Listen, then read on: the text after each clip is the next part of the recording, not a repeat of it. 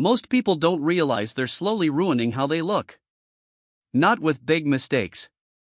Not with obvious bad choices. But with small habits that feel normal. Quiet habits that run in the background of the day, so invisible you never question them. If they were dramatic, you'd fix them. If they were painful, you'd react. But they aren't. They just sit there, day after day, doing damage. Then one day you catch your reflection in a window. Or you see yourself in a photo someone else took. And there's that moment of confusion. Why do I look so tired? Why do I look older than I feel?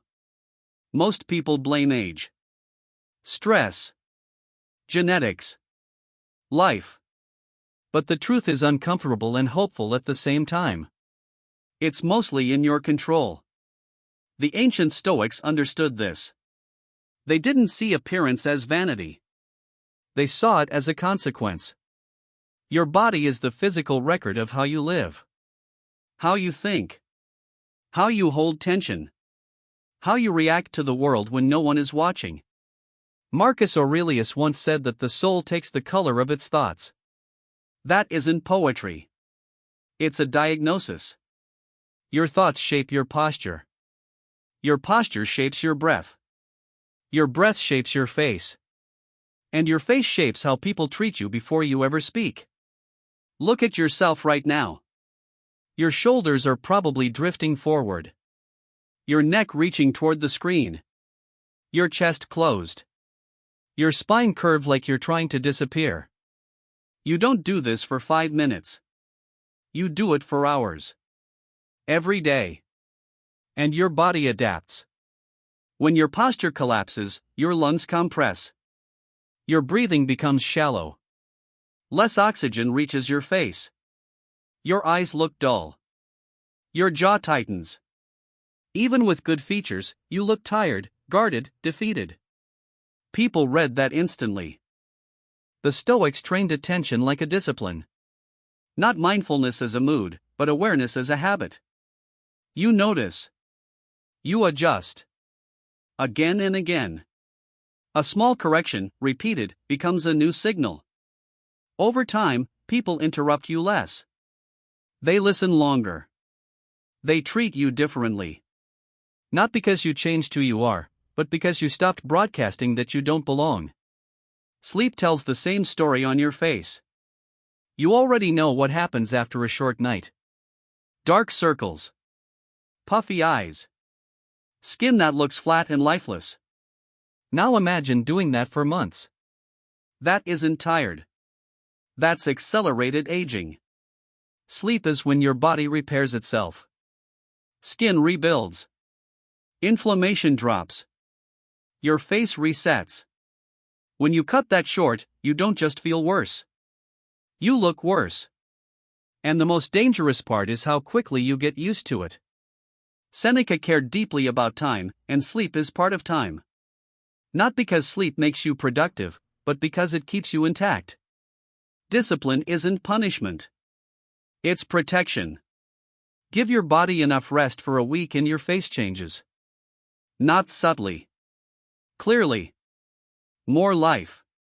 More clarity. More presence. Your face also remembers how you speak to the world. Complaining feels harmless. It feels like releasing pressure. But it isn't just words. It's a physical act. Every complaint tightens the jaw, pulls the brows together, presses the lips thin. Do that dozens of times a day for years and those lines stop being expressions.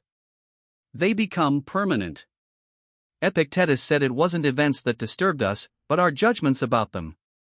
Your face becomes the record of those judgments. That's why some people look bitter even when they're silent, and others look calm even when life is heavy. When you stop complaining, something strange happens. Your face softens. Your jaw releases. Your forehead smooths. People say you look different, but they can't explain why. You didn't buy anything. You just stopped wearing tension. Even the way you eat leaves a mark. Not because of calories or diets, but because of awareness. Eating without attention, eating to numb boredom or stress, teaches you something quietly but deeply. That you aren't in control. That impulses decide for you. The Stoics called self-control temperance, not because pleasure was bad, but because slavery was. Every conscious choice strengthens your presence. Every unconscious one weakens it. Over time, that shows in your eyes, your posture, your energy. Nothing here is dramatic. That's the point. These habits don't shout. They whisper. And one day, your reflection answers back. The good news is the same truth that makes this uncomfortable makes it powerful. You don't need new genetics. You don't need a new face. You need awareness, repeated daily. Small corrections. Quiet discipline. Your appearance is not a mystery. It's a message. Try this for a few days. 1 meal a day, eaten slowly and with full attention. No phone. No screen. No distractions. You chew more than you think you need to. You stop when you're satisfied, not stuffed. After 5 days, something small but powerful changes.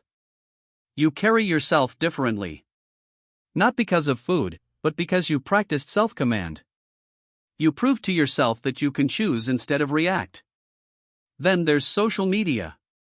Everyone knows it can be bad, but not in the way that really matters. Scrolling trains your face. Think about it. When you compare your life to someone else's highlight reel, your brow tightens. Your jaw clenches. Your eyes narrow just a little. You don't even notice it happening. Now imagine doing that for hours every day. Over time, your face settles into a look of quiet dissatisfaction. Even when your life is fine, you look like someone who can't enjoy it. The Stoics said to live according to nature. Today, that means stop living according to the feed. You're comparing your unedited life to someone else's performance. That gain can't be one. You don't need to delete everything. You just need distance. 1 hour a day with no social media. Phone away. Not nearby. Away.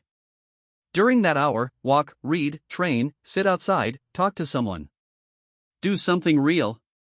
And something surprising happens. Your face relaxes. Your eyes come back.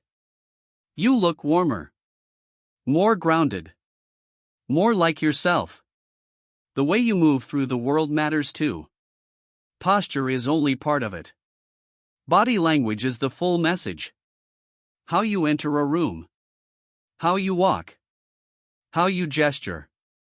How you hold eye contact. Some people are noticed the moment they arrive. Others fade into the background. It's not looks. It's presence. Many people don't realize they're constantly shrinking. Avoiding eye contact. Keeping gestures small. Arms tight. Steps hesitant. Speaking while their body apologizes. Every small signal says, "I'm not sure I belong." And people respond to that without thinking. The Stoics didn't teach dominance over others. They taught mastery over yourself. For a few days, try this. Calm eye contact. Not staring. Just steady. Move a little slower. Gesture clearly when you speak. Stand still when you listen instead of fidgeting. Take up space without guilt. You're not acting. You're just stopping the habit of shrinking. Then there are the anxious movements. Nail biting. Touching your face. Playing with your hair. Bouncing your leg. Clicking a pen. Adjusting your clothes again and again. They seem harmless, but they send a loud message: instability, insecurity, lack of control. And they make anxiety worse. You fidget because you're anxious, and you feel more anxious because you're fidgeting. It's a loop. The Stoic answer is simple awareness. When you notice a fidget, don't judge yourself. Just stop. Take 3 slow breaths. Drop your shoulders. Feel your feet on the ground. For a week, every fidget gets replaced with 1 deep breath. You'll look calmer. And then you'll actually feel calmer. Most people are also dehydrated, and it shows. Dry skin. Dull eyes. Darker shadows under the eyes. Cracked lips. A tired look that doesn't go away. You can have the best skincare routine and still look drained if your body lacks water. Discipline here isn't punishment. It's basic care. 3 liters a day. Not when you remember. Not only when you're thirsty. Thirst comes late. In a few days, your skin looks fuller. Your eyes clearer. Your face healthier. Breathing matters more than people think. Shallow breathing keeps your nervous system on edge. It tightens your neck, your jaw, your face. You can't look relaxed if your body thinks it's in danger all day. A few times a day, take 10 slow breaths. In through the nose, filling the belly. Out slowly, longer than the inhale. Afterward, your jaw drops. Your brow softens. Your eyes relax. You look present because you are present. And then there's sunlight. Not tanning. Not burning. Just daylight. People who rarely see the sun often carry a dullness in their expression.